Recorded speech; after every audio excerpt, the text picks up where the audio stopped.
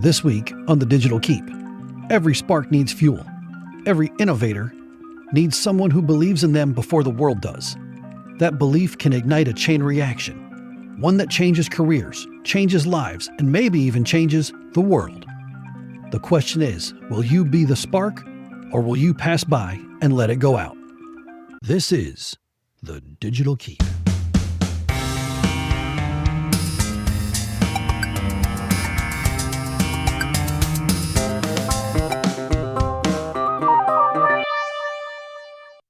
Welcome to The Digital Keep. I'm Guy Teets. This is a show about people, cybersecurity, and networks. And a show for people trying to build legacy. As you can tell, if you've listened to our previous episodes, I like to tell stories as a way to connect a lot of these larger ideas. It helps us all to get an understanding of how things were when the situation happened, how things are today through introspection and even discussion, and then get a better idea of how to move forward towards a different or even better future.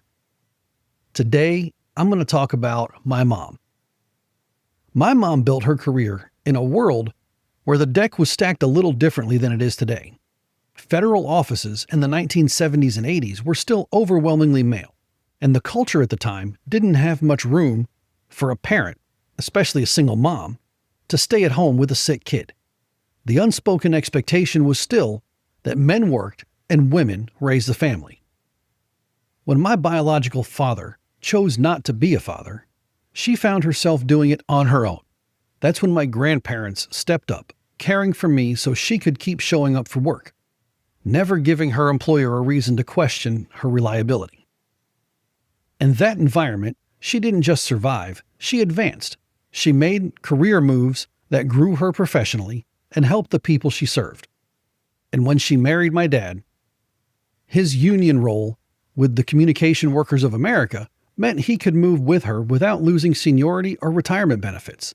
That flexibility allowed her to keep climbing the ladder, even in a male-dominated world, and to leave a lasting mark on her field. So my mom entered the workforce in the late 1960s, and she took a job with the Department of Interior. That moved her from Orange County, New York, where she had been born and raised, to Washington, D.C. So she's working in an entry-level job in the federal government where it's a largely male-dominated area. Now, yes, the federal government was moving faster towards change, towards more equality, more women in the workplace, than was the private sector. But it was still heavily male-dominated in the workplace and in society as far as the professional world was concerned. So Mom entered this workforce. She met my biological father. They got married, had me. Soon after, he decided fatherhood wasn't for him. I don't know why. I don't understand all of that behind it. It's just the way it is. It's not part of the story. But what is part of the story is that my mom was now a single mom. So she found a new job within the federal government that brought her back home. While she was there, she was able to care for me and not sacrifice the career she was building. So she found a balance, but it was thanks to both her supervisors and her family. That support system allowed her innovation, her spark, to grow. While she was there, she also ended up meeting the man who would adopt me and became my dad. Now, quick distinction here. A father and a dad are two different things. Just because father is the bigger word, in my opinion, the way I feel in my heart is that a dad is there. A dad is always around and he cares. Father is a formal role in creating a child. But being a real dad, that's what you call the guy who loves you and you love back. So, anyway, she met the man while she was in New York, who would become my father. Just so happened she was an auditor in New York. She did not like it. She couldn't stand auditing people who had tried to do the right thing and made a mistake and now owed the federal government money that they didn't have. She didn't feel so bad for the people who intentionally cheated because they got caught doing something that was wrong, that they should have known was wrong from the beginning. But those people are few and far between. And my mom just emotionally, empathetically felt terrible. And it was a huge emotional toll on her to continue auditing people who were trying to do the right thing and now were in a huge bind because they didn't have the money to pay what they made a mistake on the first time. They would have had it, but then they didn't. So her supervisor recognized the emotional toll it was taking on her and allowed her to move laterally into a role that didn't require her to audit people anymore. That gave her some support. It let her know that somebody saw her and cared about her enough to let her thrive. Her supervisor, as were almost all of her supervisors through her 40-plus year career, was male. He saw her, he understood her, and he allowed her to move. Then, after meeting the man who would become my dad, she was able then, with that support and that growth, to find a promotion. That promotion took her to where he lived, which was in Orlando, Florida. So she moved from a small office in Orange County, New York, to a very large office in the middle of Florida. Culture change, culture shock, professionally and personally. Florida is a very different place from New York. The weather's different, the people are different, the culture is different. The work culture was also different. Very small office, I think it was a 3-story building, versus the federal building in downtown Orlando, which is like, 10, 15 stories, maybe 20 stories. I don't know. It's a huge building and it's a huge change. She went from little to no traffic, living in a very small apartment 2 or 3 blocks from work, to now having to drive through traffic, commuting, joining the rat race. And, well, where are we going to live? It's much more expensive to live in a big city like that. Well, we ended up in a trailer park in a town called Bithlo. Bithlo's grown a little bit since then, but it was still a trailer park in the South. My mom found another leader who was able to support her and willing to support her. That support allowed her to take a promotion, maybe 2, while she was in Orlando, but then she found a new job, a new opportunity to promote, still within the IRS, but that took us from Orlando to Jacksonville, where she found another supervisor eventually who supported her and allowed her to grow. Now, this move meant that my dad had to move his job because that's a 3-hour difference. There's nowhere you can live in the middle where it's a normal commuting distance. My dad was a member of the Communication Workers of America and previously had been part of the larger Bell system where the phone company was just one company nationwide. It wasn't divided the way it is now. How it got divided, you can look that up on your own. But the point is, because he was there and part of the union, they allowed him to maintain all of his seniority, all of his retirement benefits, all the aspects of the benefits of the job while still moving. So he moved with us, obviously. They had gotten married soon after moving down here, and we moved up to Jacksonville. By the time we moved to Jacksonville, he had already adopted me, making himself legally my father. So emotionally, he was already my dad. He was raising me. He was being there for me. He was playing Little League baseball with me, teaching me basketball and baseball and discipline and all that was going on. He was my dad.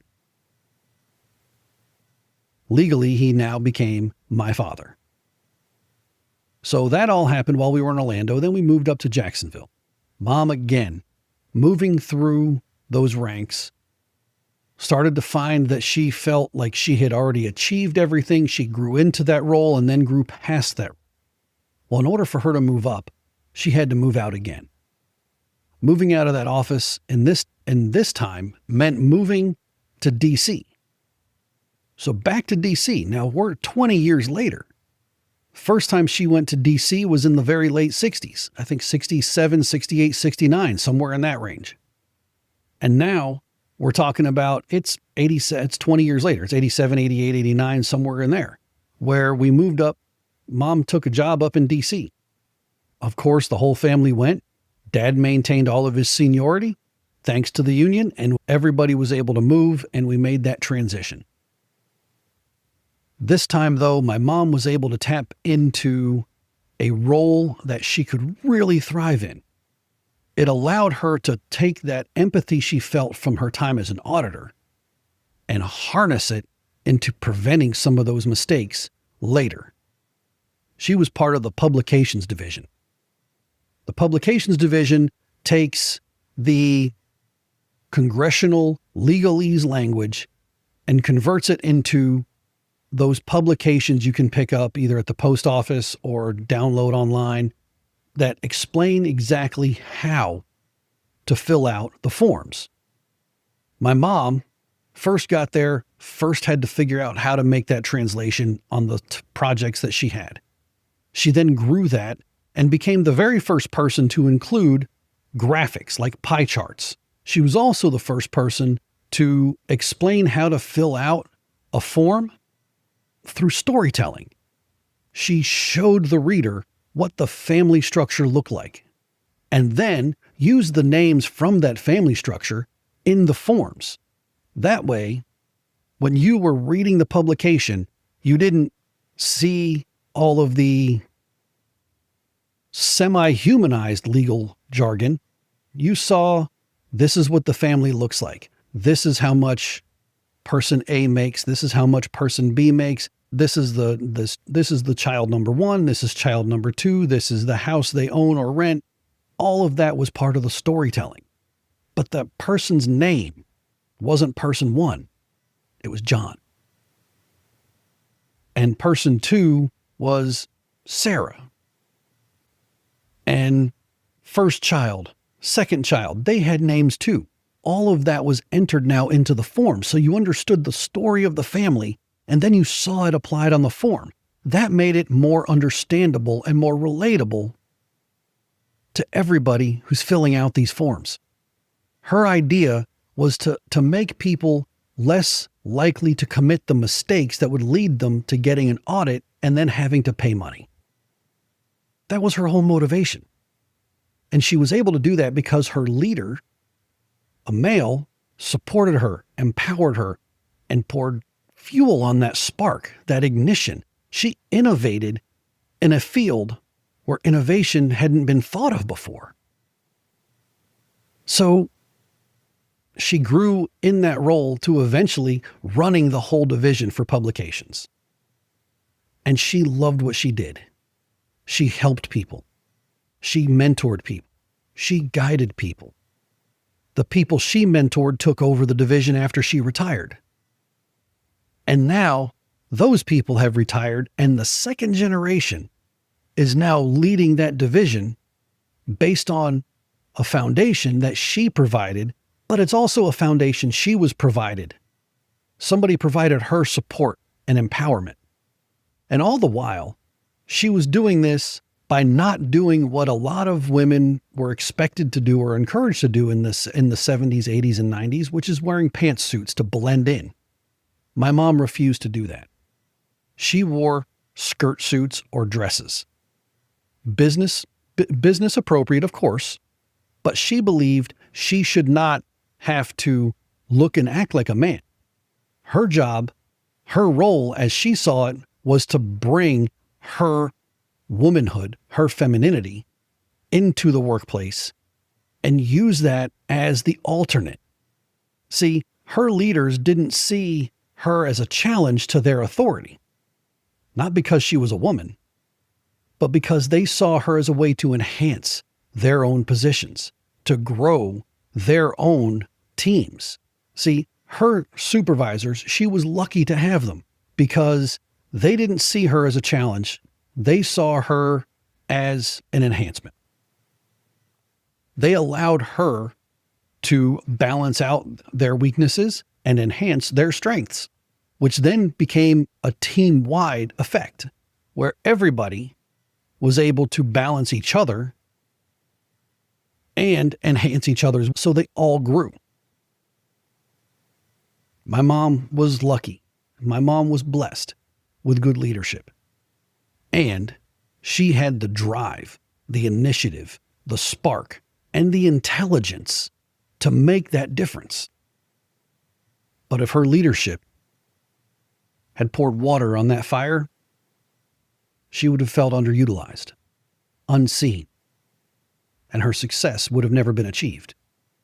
She achieved the success through her own efforts, but it was fueled and allowed by those who came before, and those who came after her benefited from her fuel and the fact that she used her fuel to help fuel their spark, to help ignite their futures. That is how my mom built a legacy, and that's how every one of us can build our own legacies. One of the things that strikes me most about my mom's journey is that her breakthroughs weren't about fitting into someone else's mold. They were about leaders recognizing the value in how she was different and then giving her the trust, resources, and space to let that difference shine. I've been fortunate enough to experience that myself. At Epic Universe, my director saw something in me that I wasn't fully leaning into yet. The potential to lead, not just as a technical expert, but as someone who could guide people, manage projects, and coordinate vendors, all while keeping my credibility in the technical trenches. He didn't clip my wings to fit a box. He gave me a bigger sky to fly in. Now, while doing that project, the first thing I did was I stepped in and I knew I had the technical expertise. But there was a team of people that were now going to look at me as their manager. One of them had been holding things together in the months since the previous manager left and I came in. So I had to first figure out how I was going to prevent friction between the two of us. I just assigned him a very important task that he also seemed pretty passionate about. And then when he needed extra hands in the field, I said I'd go out and help. So I joined them in the field. There was a complication came up. I asked him what we should do, and his response was, well, you're the manager. You figure it out. And I said, wait a minute. This is your project. In this instance, here in the field, I am just an extra set of hands for you. I'm here to help you. If you want my input, I'll be happy to give it, but your decision, your guidance is what we're following.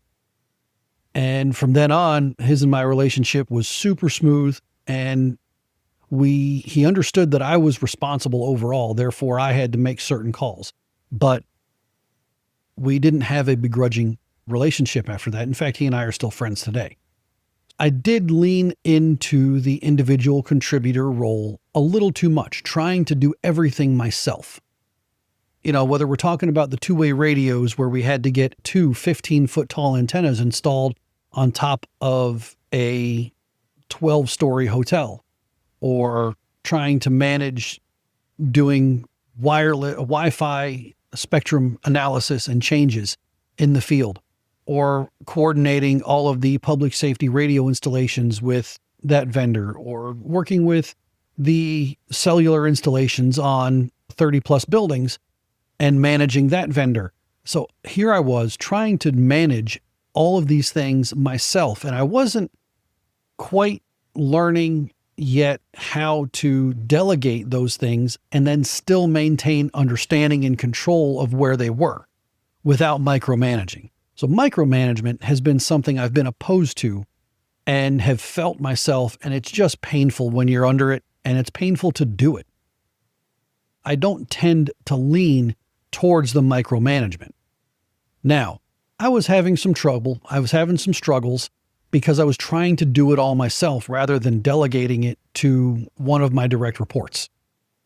So my director, I don't know if he intended it this way. I don't know if this was the outcome he expected, but it's the outcome he got. And he was very happy with it, I think. He looked at me and he says, I can take that off your plate and do it myself if you want. And that hurt me a little bit. That did hurt me a little bit because I felt I'm failing him. And I didn't want to do that. So I told him, I said, no, I've got this. I'll check in with you every week and we'll talk about it and you can give me guidance on how to get better at it. But I had to learn to delegate rather than trying to do everything myself. It's a 150-hour-a-week job if you try to do it all yourself. So I delegated certain parts to my direct reports. And then I kept tabs with them. In order to do that, I had a meeting first thing every single morning to go over what our priorities for the day were going to be and what I expected from each of them. Because it's always been my philosophy that people might meet your expectations accidentally if you don't tell them what the expectations are. But they have an opportunity to meet those expectations intentionally if you express them.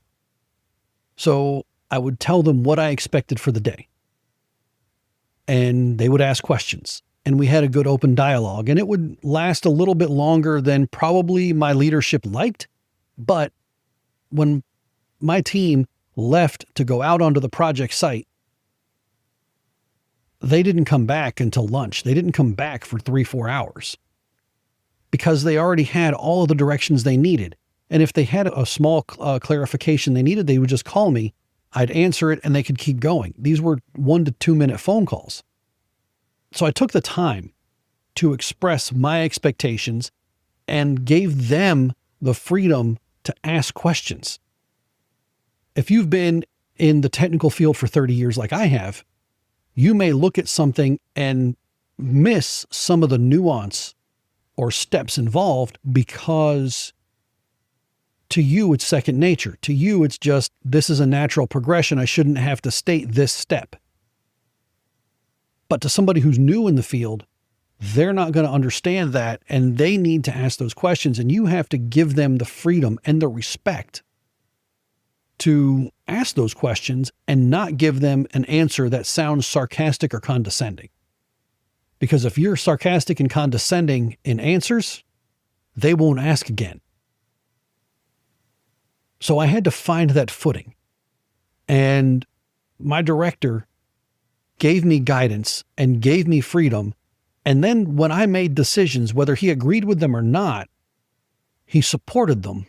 And if he disagreed, he pulled me aside, privately telling me what he disagreed with and why, which allowed me to make a course correction and allowed everybody on the other parts of the project, be they construction team, be they vendors, be they the designers or operations, they saw me as the decision maker for the wireless technologies that we were working with. And so they didn't have to go directly to my director to go around me or above me because they knew I was making decisions and I was making decisions that were supported. And they had the faith that if I made a bad decision, I would correct it. So I was open. I was honest. When I made a mistake, I owned the fact that I made a mistake. I told the people that I made a mistake, told them what the new direction was. And if they asked why I made the previous decision, I explained my thinking, my thought process. So they understood that I wasn't coming from random decision making. I was actually doing a thoughtful process. So sometimes I'd explain it to them. Sometimes they didn't ask. Eventually, they trusted me enough to where they stopped asking why and just started following the direction and accepting my apologies when I was wrong. That director, he gave me the freedom and support and the training to go from individual contributor who managed certain parts of projects or whole projects to a real leader who was delegating the empathy that I have and the desire to mentor has been instilled with me from my time in the military. In the military, in the Navy especially, there's nobody who does a job by themselves. There's always a secondary. There's always a backup.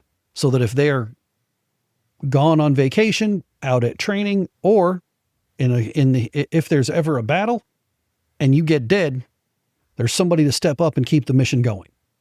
So it's mission critical to have redundancy in their personnel. So you have a primary and a secondary on every task, especially every important task. Typically, that secondary person is junior to the primary. So when I was a junior sailor, a senior person, a senior NCO or a senior petty officer, took me under their wing and showed me the ropes. They mentored me. They taught me. Then I taught my replacement because I replaced him in his job because he moved up and replaced the person above him. And then I moved up, and now I'm in a position to train the next generation, which is only 2 years younger than me. But I trained the next person who took my job as I moved up.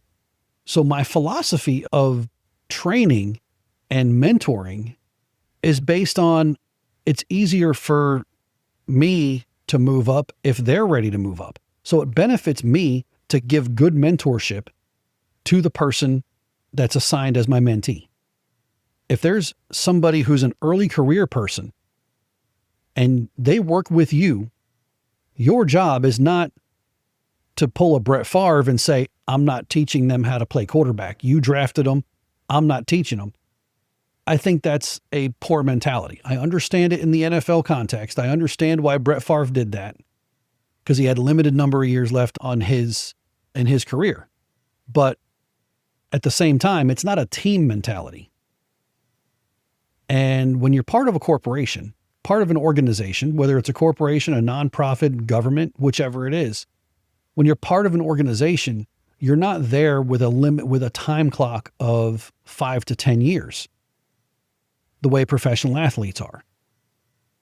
You could be there for 20 years. And if everything goes well, somebody will teach you the ropes and mentor you and give you the support and empower you so that when they move up, you move up too, and then you pass that along to the next person. Too much of modern management teaches the management side. So you can, in my philosophy, you can manage money, personnel, time, materials. You can manage those things. But the personnel translates at some point to people. And you have to lead people. Leading people requires that you actually care. Whether you care about the mission, the organization, or the individuals, you have to care about something that's not just pencils and paper and dollars and cents. You have to care about something greater than that. When you do, you become a leader. You can lead and train and mentor to the top of your ability. Why is that important in the corporate world?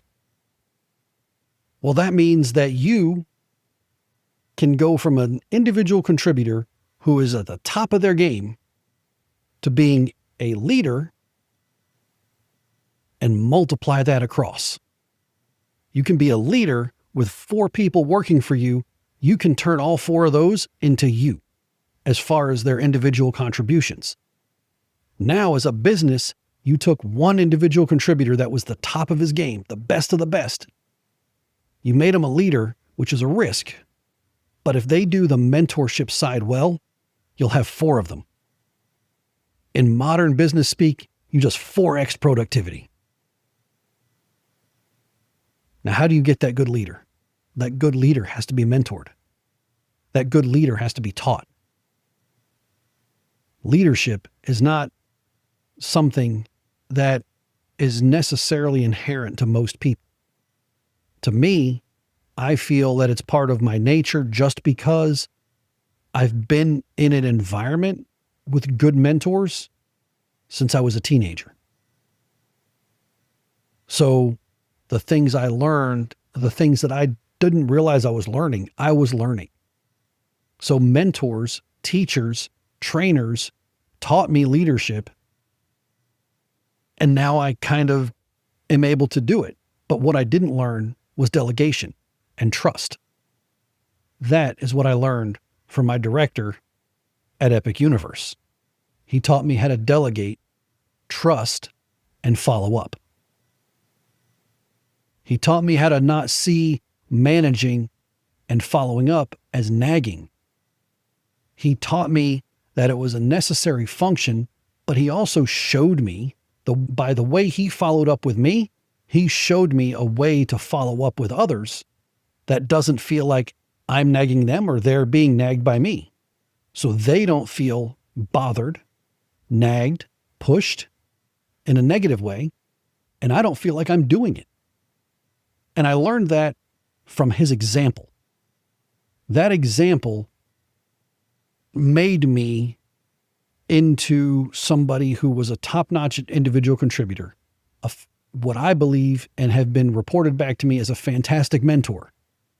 And then it made me into a good manager. And that is something that I will forever be grateful for to Epic.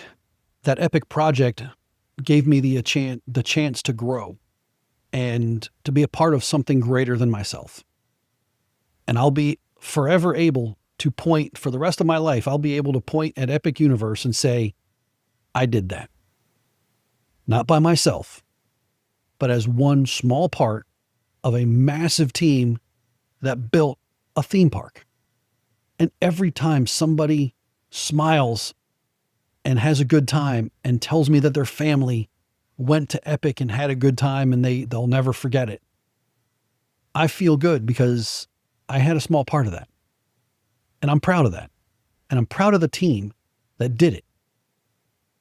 The team that I managed and the team that I collaborated with.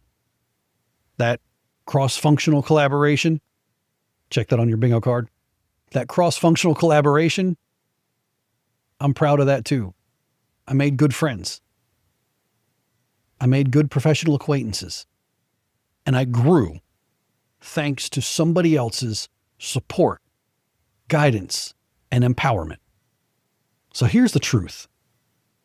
Leadership is not about protecting your turf. It's about creating an environment where other people can grow beyond even your expectations and maybe one day surpass you. I've had that happen too. Your real legacy isn't the projects you deliver. It's not the titles you hold. It's the people that you have helped to rise up. Here's the call to action. If you're in a leadership role, step up. Don't see talented team members as a threat to your value. See them as a way to enhance it. Give them room to try. Give them room to fail. Give them room to succeed and to grow into something bigger than they thought possible.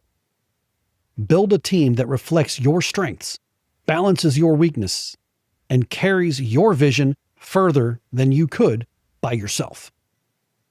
That's how you create leaders who will carry your work and your values into the future.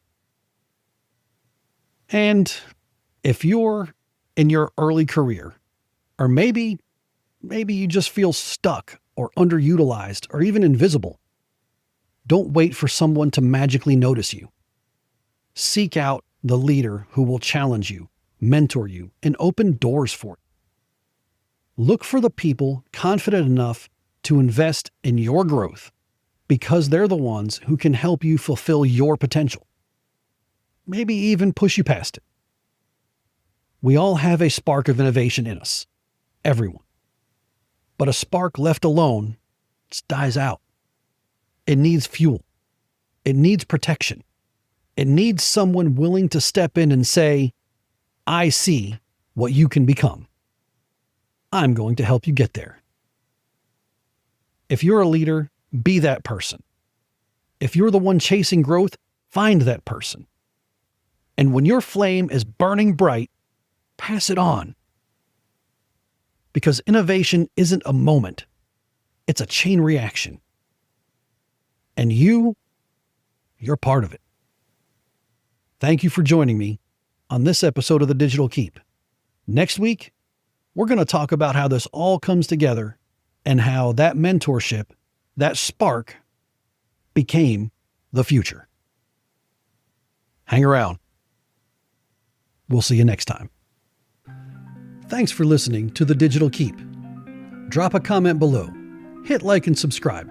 It really helps others find the show. And until next time, watch the walls, mind the gate, and build your legacy.